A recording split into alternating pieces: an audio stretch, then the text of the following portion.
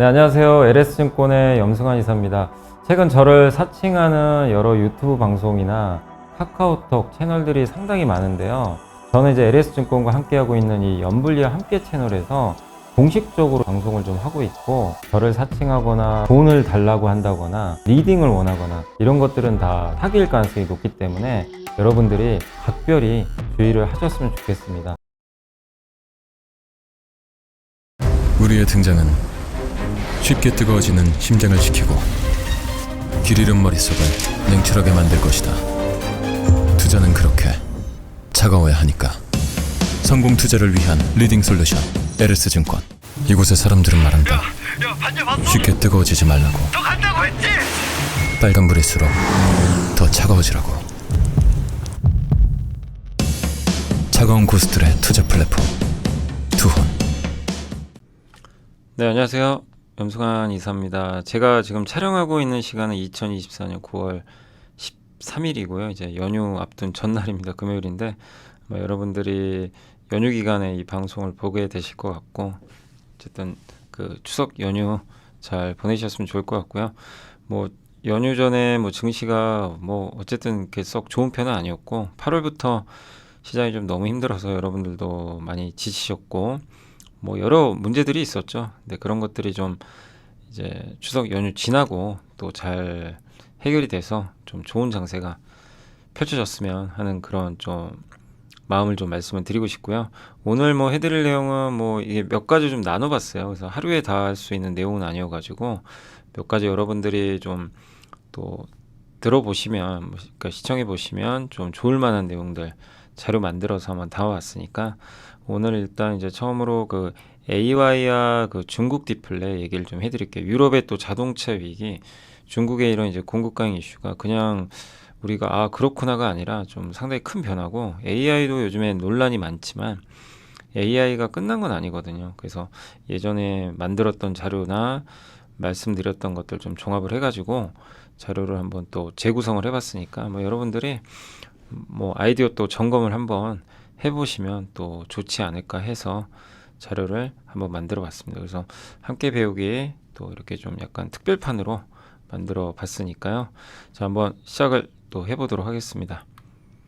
일단 이제 뭐 시장 관련해서는 우리가 이제 이런 매크로라 그러죠. 이런 이제 경제 지표나 이런 게 이거 본다고 돈 버는 건 아니에요. 근데 이런 이제 방향은 알고 해야죠. 지금이 예를 들면 이제 내가 매크로를 알고 있으면 지금 주가가 최근에 안 좋잖아요. 그럼 사야 되는 시장인지 도망가야 되는 시장인지 그걸 판단을 할 수는 있어요. 어느 정도. 그게 뭐 틀릴 수는 있다 하더라도. 근데 지금 이제 보면 미국에 제일 중요하게 생각하는 물가랑 고용인데, 보시면 물가는 잡혔죠. 연준이 생각하는 물가보다 더 낮아졌어요. 3개월 이제 평균을 내서 그 근원 PC를 한번 이제 계산을 해봤더니 1.7%니까 여기 보면 이게 물가 꺾인 거 다 보이시죠? 근원 물가, 일반적인 물가. 7월 이거는 이게 연준이 제일 중요하게 생각하는 물가 지수니까 PC 물가 지수가요. 그래서 낮아졌고, 그 다음에 뭐 잭슨홀 미팅에서도 물가 낮고 견고한 경제 성장 이어지고 있고, 그 다음에 골디락스 환경이다 이렇게 언급을 했고요. 그래서 아마 금리 인하는 점진적으로 하지 않을까 이렇게 보고 있고, 그 다음에 어디 제가 이제 텔레그램에서 봤던 자료긴 한데, 뭐 이제 캡처는 해봤는데, 그 첫 금리 인하 이후로 이게 S&P 500의 1년간 수익률인데 딱 2번 빼곤 다 올랐대요. 보시면 2번. 이 2번은 2001년도 그 IT 버블 터지고 경기 침체 왔을 때.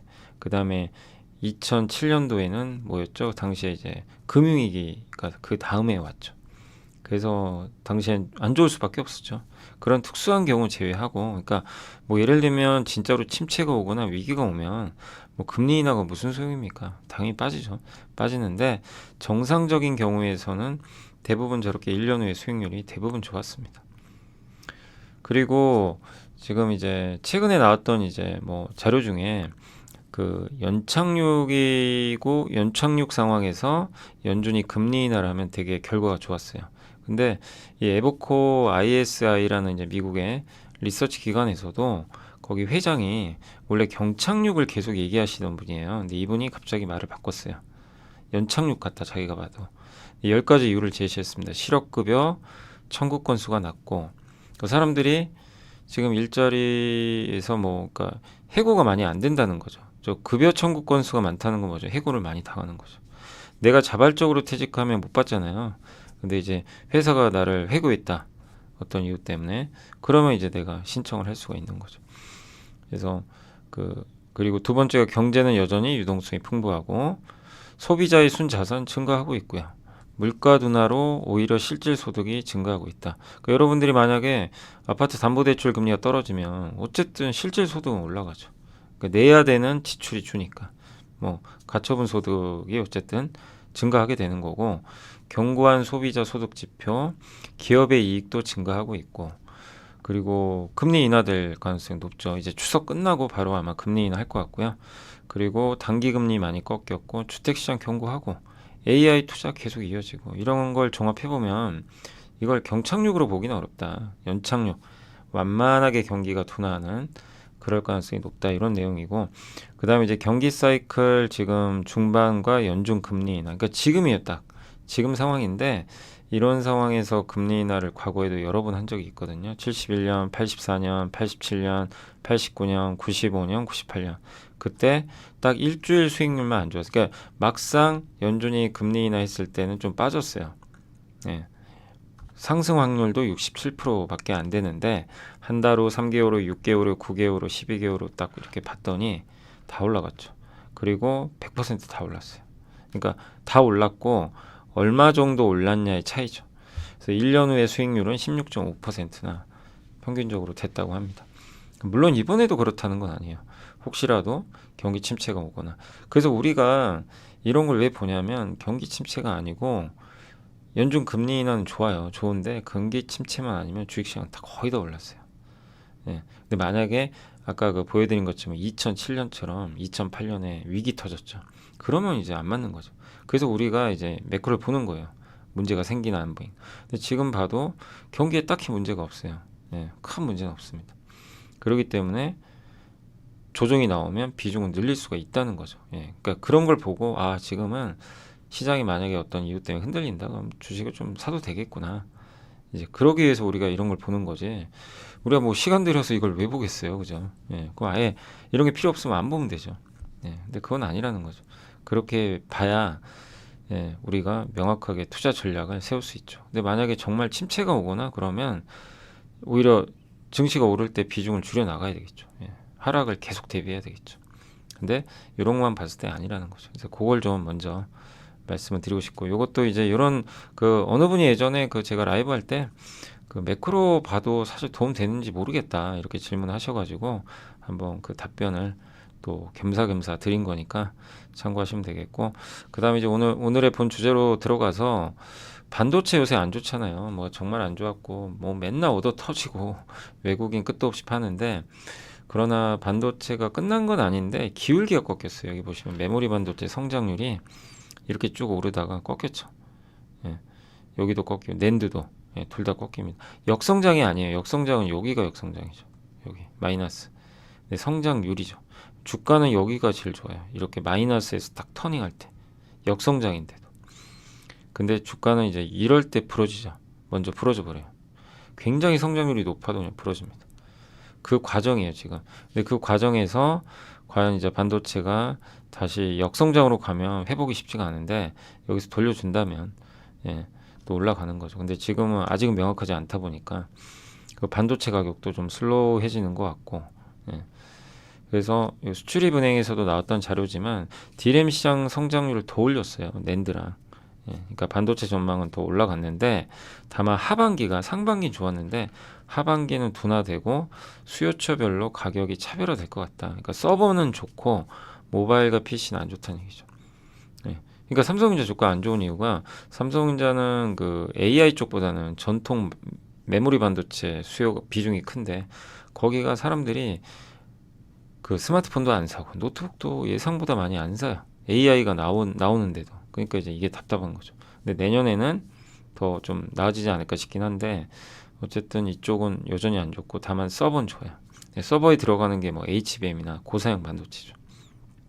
근데 요즘에 이쪽은 오히려 하이닉스가 워낙 또 잘하니까 여기 선택제 쪽 삼성이 약간 밀리는 거죠. 그러나 전체적인 흐름은 이게 이제 역성장한다 이렇게까지 볼 상황은 아니라는 거죠. 또 오라클의 레리 앨리슨 회장도 지금 데이터 센터 많이 건설하고 있고 질문을 받았어요. AI 투자 지속하는 거 맞냐?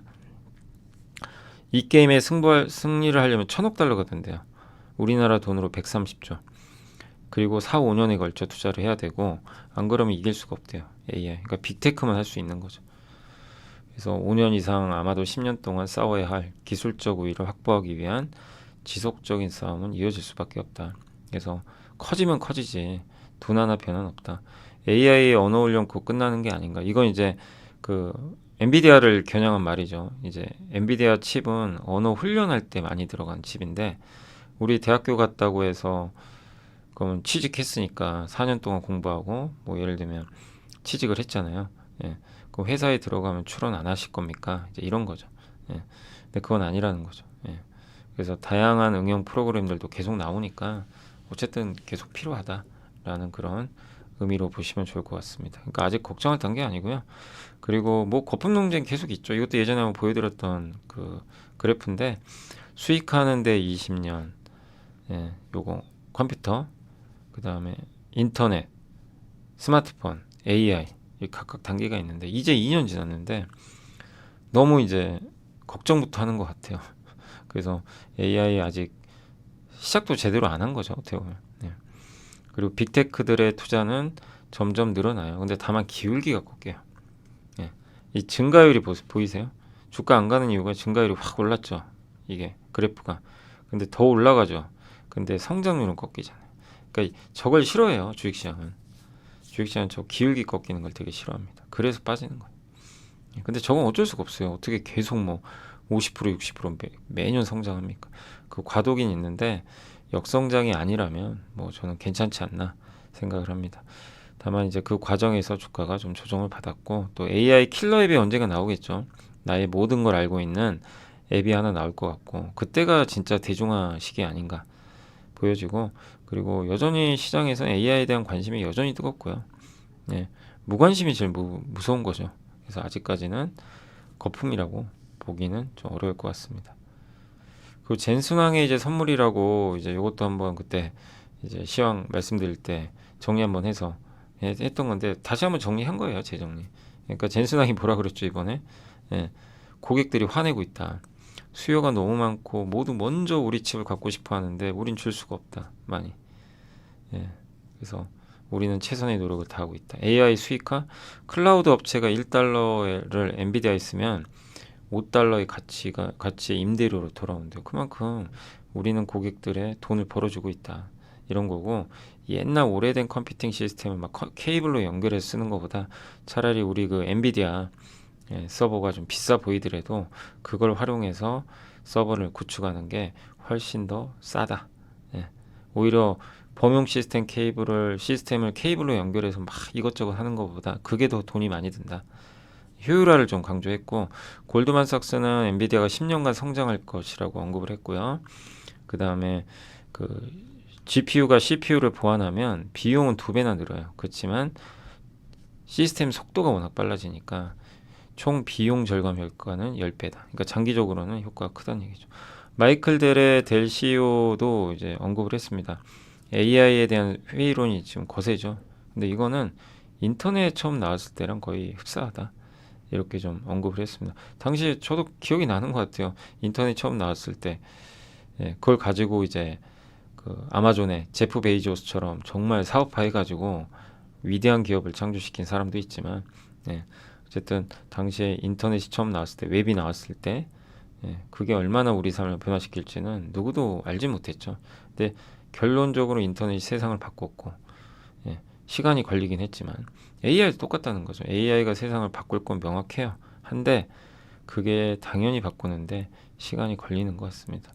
그래서 AI를 받아들이는 거는 단순히 도구를 채택하는 게 아니라 인간의 잠재력을 크게 높이고 미래에 투자하는 것이다. 그러니까 이런 이제 전방에 있는 미국의 이런 큰 회사들의 CEO가 AI에 대한 이런 낙관론을 펼쳐주고 있기 때문에 우리는 너무 반도체가 좀 많이 흔들려서 그러니까 좀 저는 그 얘기를 해드리고 싶은 거예요. 중심을 잘 잡으시라는 말씀 드리고 싶어요. 당연히 막 안 좋고 막 주가 빠지면 막 흔들릴 수밖에 없어요. 사람 심리가. 근데 요런 내용들이 거짓은 아니잖아요. 그렇기 때문에 여러분들이 중심을 잘 잡고 잘 이겨내시면 좋을 것 같습니다. 그리고 이것도 실적 발표했던 것들 중에 제가 찾아보니까 월마트가 있더라고요. 예전에. 그러니까 월마트도 그랬죠. 기억하실지 모르겠어요. 월마트가 당시에 그 실적 발표할 때 스포츠 시청에 가장 적합한 TV 알려줘 이랬더니 TV를 놓을 방의 조명 상태를 알려주세요. 이렇게 또 언급을 했고, 축구 경기를 보는 단체 모임에 필요한 상품을 알려달라. 그러니까 실제 월마트에 쇼핑할 때 온라인상에서 저렇게 대화를 하면서 상품을 구매할 수 있어요. AI랑 활용을 하는 거죠. 그리고 이 월마트가 그 이렇게 월마트에 상품을 납품하는 많은 이제 그 회사들이 있을 거 아니에요. 월마트랑 거래하는 그런 회사들랑 일일이 막 단가 협상하고 되게 힘들죠. 근데 그거를 몇 시간 만에 2,000건을 동시에 협상을 수행해서 그거를 몇 주에서 몇 달 걸리는 걸 며칠로 단축시켜 버렸대요. 회사 입장에서 너무 좋은 거죠. 과거의 거래 내역 보고 적절한 납품업체 찾아서 먼저 제안도 하고 되게 놀라운 일이죠. 그러니까 이거는 우리가 알 수가 없잖아요. 우리 소비자가 월마트가 저런 걸 해서 저기 이 협력업체한테 뭐 단가 제시하고 이걸 우리가 어떻게 알아요, 그죠? 근데 이거는 이제 월마트에서 얘기를 해주니까 우리가 아는 건데 실제 저렇게 쓰고 있지만 우리 눈에는 안 보이는 거예요. 그러니까 기업들은 그렇고, 그러니까 여기 이제 카페24도 이제 실적이 좋아진 이유 중에 하나가 사실 아직 유튜브 매출이 엄청 나온 건 아니거든요. 공개도 안 하지만 아직. 근데 매출이 증가했죠, 조금씩. 근데 영업이익이 급격하게 적자에서 흑자로 터닝해 버린 거예요. 그 이유가 있어요. 인건비 비중이 확 줄어버렸어요. 그러니까 보통 이렇게 매출이 오르면 인건비가 증가하죠. 근데 오히려 인건비가 줄고 있죠. 그게 이제 AI를 좀 기술들을 좀 많이 투입을 해서 인력을 좀 감축시켰다고 합니다. 인건비를 감소시키니까 이 효과가 나오는 거죠. 그러니까 이런 걸 보면 기업들한테는 분명히 그 비용 절감 효과가 생기는 건 좀 명확해 보이지 않나 이렇게 생각을 하고 있습니다. 그래서 이제 반도체 고점론 있고 뭐 요새 뭐 모건 스탠리, 뱅크 오브 아메리카 또 마이크론 같은 경우는 BNP 파리바 증권 이런 데서요 막 반도체에 대해서 특히 메모리에 대해서 안 좋게 쓰고 거의 마이크론도 거의 반토막 났죠. 고점 대비 엄청나게 빠졌어요 주가가. 뭐 삼성전자에 비하면 굉장히 많이 빠진 편인데 그러니까 메모리에 대해서 상당히 좀 되게 안 좋은 시각으로 바뀌었습니다. 고점 준비하자 저승사자가 또 찾아온 건데, 근데 D램 반도체는 95% 과점 시장이고 이들이 다시 공급 과잉으로 가게 놔둘까요? 그렇게 투자 많이 할 것 같지는 않아요. 공급 과잉으로 가려고 하면 계속해서 지금 감산 기조 유지하고 있잖아요. 이거를 쉽게 풀지는 않을 겁니다. 투자는 하겠죠. 하지만 수요를 보면서 천천히 하지 지난 2, 3년간 얼마나 고생했습니까? 반도체 회사들이. 그렇기 때문에 너무 막 공급 과잉, 설사 수요가 좀 부족하더라도 공급 과잉까지는 너무 염려할 필요는 저는 없다고 보고요. 왜냐하면 공급 조절할 수가 있기 때문에. 그리고 그 내년에는 그러니까 이게 맞을지 몰라요. 근데 지금 안타까운 게 이런 이슈들이 올해 좀 도래했으면 주가 더 좋았을 텐데 올해는 예상보다 안 좋아요. 그래서 내년이에요. 내년에 이 전통 PC, 스마트폰, 서버 이런 것들인데 어쨌든 윈도우 10도 업데이트 종료되고 코로나19 PC 구매 급증했는데 이것도 4년 5년 벌써 지나서 교체 수요인데 물론 교체 안 할 수도 있어요. 근데 적어도 시간이 가면 갈수록 결국 교체하겠죠. 그다음 온디바이스 AI 아이폰 내년이 진짜로 저는 보거든요. D램 용량이 올라가고 그 다음에 서버 투자 6년 전에 많이 했는데 그거 교체해야 되거든요. 그래서 그것도 6년 지났고 검은 신화 50이 빅히트 쳤어요. 그 굉장한 게임이죠. 중국에서 만든 엄청나게 팔렸대요. 근데 뭐 고사양 게임이에요. 굉장히 고화질의 그래픽이 들어가니까 D램 탑재 용량이 증가할 수밖에 없어요. 그런 게임들이 히트를 치면. 그러니까 이제 이런 것들이 올해보다는 내년에 이제 좀 더 우리가 긍정적으로 볼 수 있는 부분 아닌가. 다만 이 수요는 이렇다는 것이 또 안 될 수도 있어요. 그래서 더 중요한 건 사실 밑에보다 공급입니다. 이 공급 조절을 얼마 잘하는. 그래서 이승우 센터장님이 계시죠. 유진에 얼마 전에 보고 쓰셨지만 뭐라고 하셨죠? 그 공급 조절을 잘해야 된다. 그러니까 또 2년 전에 악몽이 떠오를 수도 있다는 거예요. 잘못해서 막 증설을 많이 하면. 그러니까 그거를 속도를 잘 맞춰서 공급 조절을 잘만 해준다면 너무 걱정할 사이클은 아니라는 거죠. 그래서 한번 반도체 워낙 지금 안 좋은 얘기들 너무 많고 저도 뭐 답답해요. 그래서 다시 한번 저도 이제 정리도 하고 하면서 자료 한번 다시 한번 만들어 봤고 여러분들도 한번 참고하시면 좋겠습니다. 그래서 포기하지 말자 이 말씀을 드리고 싶고, 그리고 그렇다고 지금 삼성전자가 바로 갈 수 있는 상황 아니잖아요. 여러분이 딱 봐도 어떻게 뭐 V자로 가겠어요. 뭐 당장 좋은 게 없는데. 그러면 이렇게 삼성전자가 좀 쉬면 이 KB에서 예전에 아주 좋은 자료가 나온 게 있는데 보시면 삼성이 이게 올라갈 때면 웃을 때 그때는 개별 장세가 없어요. 그냥 지수가 가요. 전자로 다 돈이 몰려요. 다른 게 안 갑니다. 근데 보세요. 삼성이 쉴 때 이게 삼성이 상대적으로 부진할 때예요. 코스피보다. 요게 그때는 랠리가 나와요. 다른 게 조선주 이게 2000년 중반이었죠. 이때 차화정 장세, 자동차, 정유주, 화학주가 난리가 아니었습니다. 또 삼성 가다가 삼성이 쉴 때, 그러니까 삼성이 코스프보다 좀 강할 때입니다. 상대적으로 쉴 때 이때 화장품, 아모레퍼시피, 뭐 이때 그 헬스케어, 바이오 쪽, 뭐 한미약품 이런 기업들이 움직였고 이때 또 삼성 한번 갑니다. 근데 이때는 좀 없었고 이제 2019년부터 코로나 기간에 한번 또 삼성이 확 간 적이 있죠. 근데 그거 좀 시들시들 할 때 또 뭐가 갔죠? 2차 전지, BBIG라고 하죠. 배터리, 바이오, 인터넷 게임, 메타버스. 그랬다가 꺾이고 다시 이제 2023년부터인가요? 그때부터 이제 하이닉스 중심으로 막 반도체 가니까 물론 개별 장세가 없는 건 아니었죠. 화장품도 있었고 하지만 근데 지금 다시 쉬고 있잖아요. 삼성이. 그죠? 그럼 이런 구간에서는 또 새로운 종목 장세가 나온다는 거예요. 그러니까 지금 최근에 제가 봤을 땐 바이오 헬스케어예요. 가장 종목 장세 뜨거운 거. 또 나왔죠 주도주가. 그죠? 바이오나 헬스케어, 뭐 뷰티 이런 쪽인데, 그러니까 삼성전자가 쉬면 이렇게 개별 기업이 가고, 근데 삼성전자가 또 강해지면 반도체가 가면 개별 장세는 좀 나오기가 어렵다. 이런 좀 부분도 시장 보실 때 참고를 하시면 이게 우리나라 장세 또 특징 중에 하나니까요. 그렇게 보시면 되겠습니다. 자, 그리고 요게 이제 신문 기사에도 오늘 좀 나왔던 건데 이제 제가 오늘 촬영하는 시간에 이제 속보로 이제 그 전날 밤이었죠. 갑자기 속보로 떴는데 갑자기 그 현대랑 GM이 동맹을 한대요. 저도 이 뉴스 보고 깜짝 놀랐어요. 보통 동맹에서 잘 된 경우는 제가 본 적이 없어요. 그래서 이 좋은 건가는 잘 모르겠는데 이게 하고, 그러니까 우리가 결과를 알기 전에 이거 왜 하지? 이거를 고민해 봐야 돼요. 둘이 세계 3위랑 5위 업체가 왜 만났냐 이거예요. 그래서 이 밑에 공장들인데 신차를 공동 개발하고요. 그러니까 만약에 캐나다의 GM 공장에서 산타페를 만들 수가 있대요. 그래서 나가는 거예요. GM 공장에서 현대차가 만들어져 나가요. 이게 상상이 가세요? 근데 그게 가능한가? 잘 모르겠는데 어쨌든 거대 동맹 탄생해서 1349만 대를 판매하게 되고요. 토요타를 이깁니다. 이렇게 되면. 그래서 뭐 공급망도 공동 관리하고 내연기관 하이브리드 전기차. 근데 이게 서로 시너지 효과가 좀 있어요. 왜냐하면 서로 못하는 게 하나 있습니다. 현대차는 하이브리드 전기차, 중소형차, SUV 다 잘해요. 근데 픽업 트럭 같은 거 약해요. 상용차. 근데 GM은 대형차, 상용차. 현대가 약한 거지. 픽업 트럭. 이쪽에 강해요. 그리고 대신 하이브리드를 못해요. 그러니까 GM 입장에서는 현대 하이브리드가 탐났을 거고 현대차는 GM의 그 픽업 트럭 같은 거. 근데 왜 포드랑 안 했냐? 포드는 하이브리드가 하거든요. 그러니까 서로 좀 GM과 이게 좀 잘 맞았던 거 아닌가?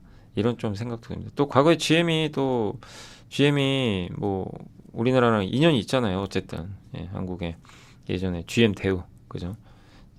그렇기 때문에 뭐 그런 뭐 부분도 있었을 것 같고, 그러니까 여러 가지. 그리고 철강제, 뭐 예를 들면 현대제철의 철강제를 저기 GM이 쓸 수도 있는 거예요. 뭐 배터리 소재도, 뭐 예를 들면 현대모비스에 뭐 예를 들면 배터리 모듈을 이렇게 조립하면 뭐 저기서 쓸 수도 있는 거고 GM에서, 그죠? 그런 이제 동맹 관계를 구축하겠다라는 의미로 보시면 좋을 것 같습니다. 근데 이 이유는 이걸 하는 이제 가장 결정적인 이유는 요거 때문이에요. 중국 전기차에 침공이 맞대응하겠다. 요새 아주 중국 때문에 난리가 아니잖아요. 다만 이게 뭐 법적 구속력이 있거나 그런 건 아니고 일단 이제 검토부터 하자는 그런 단계니까 이제 이걸 뭐 계약서까지 써가지고 뭐 법적 구속력 있게 그 단계는 아직은 아니에요. 그렇지만 이제 이렇게 발을 뗀 이상 협력할 가능성이 굉장히 높고 서로의 좀 빈자리. 근데 여기서 최대 수혜는 부품사들이 받게 되겠죠. 예, 우리나라의 뭐 대표적인 부품사 뭐들이 왜냐하면 이제 GM까지 영역을 넓혀버릴 수도 있는 거잖아요. 예, 그래서 아마 부품사들의 좀 수혜가 더 크지 않을까 하는 생각은 드는데 아무튼 좀 더 상황은 지켜봐야 되겠습니다. 근데 어쨌든 이게 둘이 뭉치는 건 그만큼 중국의 위협을 좀 느낀다 이렇게 보시면 되겠고 그래서 지금 중국 얘기를 좀 해드릴게요. 중국의 지금 공급 과잉이 상당히 좀 심각한 편이죠. 중국 공급 과잉과 휘청거리는 유럽이다 이런 좀 내용인데 중국의 이게 보시면 경제 발전 단계가 예, 보시면 이렇게 돼 있는데 과거에는 90년대에는 이제 그 공급이 낮고 수요는 많았거든요. 그러니까 이제 우리가 수요와 공급 곡선이라 그러죠. 그러니까 이게 올라가면서 가격이 오르는데 2000년, 20년, 20년에는 공급도 같이 늘어요. 그러니까 공급 늘고 수요도 늘어요. 그러다 보니까 가격이 좀 안정화되면서 수요도 늘면서 골디락스라고 하는 거죠. 근데 지금은 공급만 늘어요. 수요가 안 늡니다. 그러니까 이 수요 곡선이 뒤로 후퇴하고 그죠? 예. 그 다음에 이 공급 곡선은 예. 어떻게 보면 이제 공급은 크게 늘어나니까 앞으로 가고 그러면서 가격이 낮아지는 그런 건데 중국의 산업 재고를 증가해 보세요. 예. 그 다음에 밀어내기 수출 전기차 보세요. 이 수출 생산 물량 전기차 태양광 엄청나게 그냥 뽑아내고 있어요. 무슨 뭐 이 자판기 놓고 뽑아내는 것처럼 중국이 너무 과도할 정도로 예, 뽑아내고 있습니다. 그래서 중국 경제 유효 수요는 부족하다는 거 많이 알고 계실 거고 그 이유 중에 하나가 부동산 시장의 부진이 장기화되고 있고 또 첨단 산업이 근데 주로 공급 과잉을 주도하는데 전기차, 태양광, 배터리 이 3대 신산업이 생산을 주도하고 있다라고 보시면 좋을 것 같습니다. 그래서 이 3대 제품의 19년 대비 수출이 600%, 120%, 60%나 엄청나게 증가했어요. 그냥 막 찍어내고 이 물량이 중국 내에 소화 안 되니까 어디로 가요? 그냥 밖에다 팔아버리잖아요. 예, 수출하잖아요. 그러면 거기랑 경쟁하는 회사는 힘들어지는 거죠. 예. 그래서 무역 상대국가 마찰이 일어나는 거예요. 예, 너는 왜 이렇게 싸게 해서 여기다 공급하냐? 우리나라 회사들 죽는다. 예. 그러니까 관세 매겨버리는 거예요. 중국산에. 이유가 있는 거예요. 예, 뭐 중국이 싫어서 매기는 게 아니라, 예, 물론 미국 같은 경우는 중국을 좀 적대하니까 그런 것도 있겠지만 자국 산업이 저대로 가면 망할 것 같다. 이 인식이 있는 거예요. 예. 그래서 그러니까 한마디로 중국의 내수가 살면요. 그러니까 중국 부동산 살고 내수 살면 이런 일은 줄어들겠죠. 근데 그게 아니니까 중국은 이제 밀어내게 하는 거고. 그 영향이 유럽에 이제 전파가 돼서 폭스바겐이 공장 2개 폐쇄하겠다. 예. 물론 아직은 검토 단계라 결정 안 됐지만 구조조정 들어갈 가능성이 높고요. 오죽 흔들면 그러겠어요. BMW 이익률 판매량 하향 조정돼서 하루 주가가 11% 폭락을 해버렸습니다. 뭐 흔히 럭셔리카라고 불리던 BMW가 예. 이유 다 똑같아요. 중국 때문입니다. 뭐 일부 다른 이유도 있는데요. 예. 그래서 정말 폭스바겐이 이렇게까지 추락할 줄 누가 알았겠습니까? 지금 주가도 엄청나게 좀 빠져 있는 상태고 세계 2위예요. 정말 큰 회사예요. 우리 생각보다. 뭐 옛날에 디젤 게이트 아시겠지만 그래서 사실 이미지가 별로 안 좋긴 하지만요. 토요타 다음이고 현대가 3위. BYD가 근데 밑에 7위로 약진하고 있고 자동차 산업 너무 어렵다. 이제 구조조정도 해야 된다. 예. 그러니까 이런 것들이 그러니까 아까 폭스바겐은 뭐죠? 자체적으로 좀 구조조정을 하는 거죠. 하겠다는 거고 현대차나 GM은 구조조정까지 할 정도는 아닌데 야, 이거 이대로 있다가 중국한테 이거 좀 너무 큰 위협을 당할 수도 있겠다. 그러니까 서로 이제 동맹을 맺어서 어떻게 보면 좀 효율을 하겠다는 거죠. 그러니까 이것도 결국 중국의 이런 이제 부분들이 이 자동차 산업 지형을 완전히 변화시키고 있다라고 보시면 또 좋을 것 같습니다. 그래서 글로벌 2위 완성차 폭스바겐 구조조정 검토하고 있고 중국의 전기차 등록수 보세요. 예, 21% 증가했습니다. 유럽 전기차는 0.6% 성장인데 중국이 21%. BYD의 순이익은 24%나 증가. 근데 폭스바겐은 감소하고 있고. 예, 중국 비중이 현대차는 얼마 안 돼서 그나마 좀 버티는데 피아트, 푸조, 스텔란티스도 상반기 순이익이요. 뭐 반토막 났습니다. 상황이 좋지가 않은 거죠. 그러니까 어떻게 보면 오히려 현대차로 만든 기회가 지금 오고 있죠. 현대차는 중국 비중이 요거밖에 안 돼요. 그리고 한국, 인도, 유럽 미국인데 여기서만 중국과 싸우고 요 나머지는 중국과 별로 싸울 이유는 없죠. 또 미국 수출 점유율 오르죠. 다른 브랜드 꺾이는데 자동차 수출 급증했죠. 현대차가 잘해서 그런 거예요. 예, 뭐 미국이 꼭 좋아서도 있겠지만. 예. 그다음 폭스바겐은 영업이익률 급감하는 거 보세요. 이익률이 팍팍팍 꺾이죠. 예. 그래서 여러 면에서 현대차가 뭐 하이브리드, 전기차, 저기 뭐 SUV까지 상품성 좋은 차를 잘 만들고 있고 GM이 원하는 건 저는 하이브리드 같아요. 예. 현대 하이브리드를 되게 원하지 않나 이런 좀 생각이 듭니다. 그래서 손잡으려고 하는 거 아닌가. 근데 현대도 뭔가를 받아야 되잖아요. GM한테. 그래서 뭔가가 이해관계가 맞았기 때문에 동맹하려는 거 아닌가. 그런 좀 생각이 듭니다.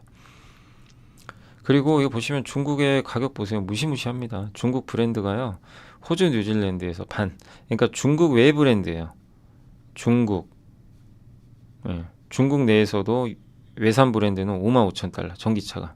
중국전은 24,000달러. 유럽도 2만 달러 차이 나죠. 인도도 반. 이스라엘도 반. 일본은 3분의 1. 우리나라에는 이제 중국산이 없으니까 사실 테슬라 모델 Y 정도죠. 근데 그거는 중국 브랜드는 아니죠. 그리고 중남미 브랜드, 동남아, 뭐 티르키예. 그러니까 일단 기본적으로 중국 전기차 브랜드는 어느 나라에 가도 반값이에요.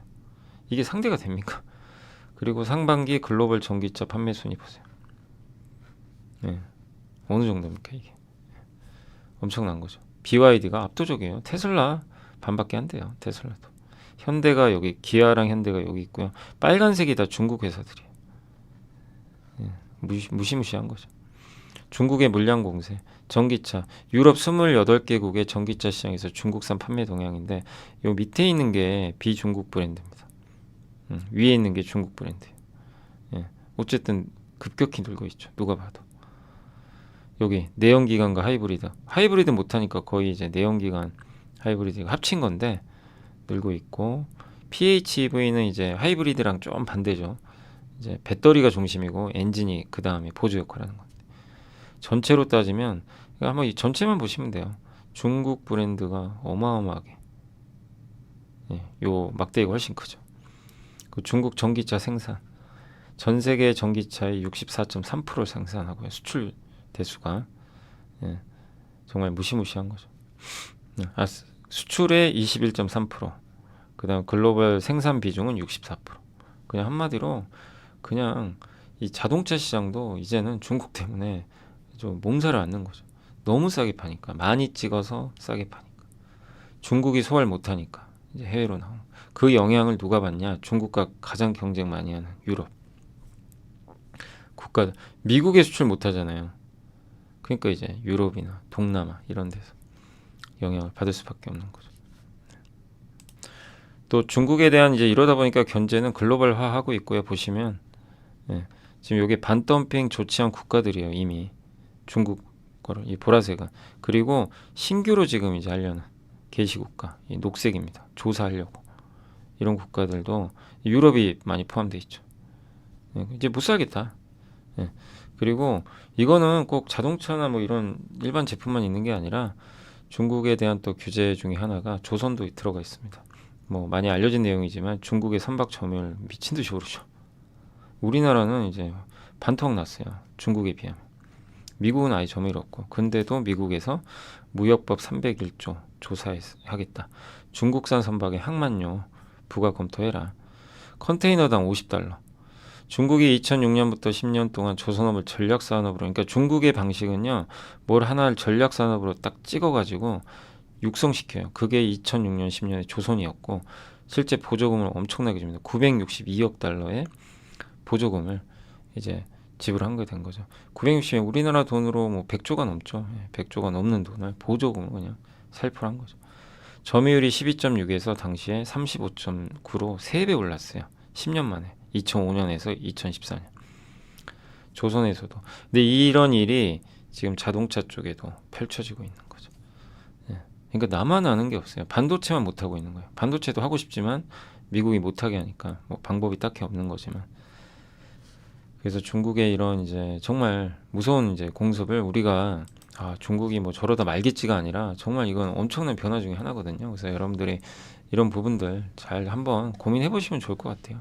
이게 어떤 영향을 주는지. 그래서 이제 오늘 방송은 여기까지 좀 이제 다 말씀드렸고, 그래서 뭐 AI, 그러니까 반도체에 대한 좀 걱정들이 크셔서 한번 말씀드렸고, 또 미국의 연착륙, 금리 인하 이런 의미, 거기에 중국의 이런 엄청난 이제 내수 부진, 이걸로 인한 밀어내기 수출이 지금 어떤 영향을 주고 있고, 그게 현재 그 전 세계 자동차 회사에도 막대한 영향을 좀 끼치기 시작했다. 그래서 투자하신 분들은 이런 변화를 주목하시면 또 좋을 것 같습니다. 자, 그래서 오늘 이제 추석 연휴 이제 기간인데 뭐 특집편으로 한번 요 주제 만들었고, 또 하나 또 있어요. 그래서 또 다음 방송에서 다른 또 자료로 찾아뵙겠습니다. 자, 연휴 잘 보내시고요. 시청해 주셔서 감사합니다. 우리의 등장은 쉽게 뜨거워지는 심장을 지키고 길 잃은 머릿속을 냉철하게 만들 것이다.